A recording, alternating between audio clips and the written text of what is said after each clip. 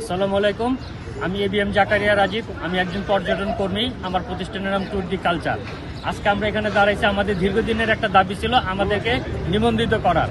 তো হাসিনা সরকার আমাদেরকে নিবন্ধিত করার জন্য যে আইনটা দিচ্ছে সেটা আসলে কালো আইন।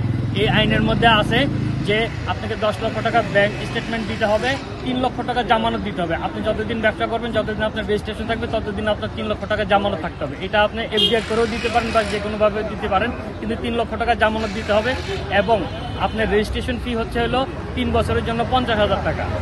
3 বছরের জন্য 50,000 টাকা এবং 3 লক্ষ টাকা যে জামানত, এটা আমাদের জন্য একটা জুলুম।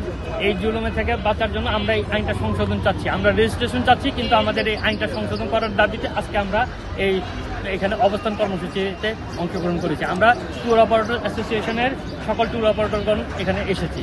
আমরা আজকে স্মারকলিপি দিচ্ছি এবং স্মারকলিপি দেওয়ার পর ওনাদের সাথে আমাদের নেতৃবৃন্দ, আমাদের tour operator association of Bangladesh কোয়াবের প্রেসিডেন্ট জনাব রাফিউজ্জামান এবং সাবেক প্রেসিডেন্ট জনাব শিবুল আজম কুরেশি এবং ভাইস প্রেসিডেন্ট, ওনারা কথা বলার পরে আমরা পরবর্তী সিদ্ধান্ত নিব। এবং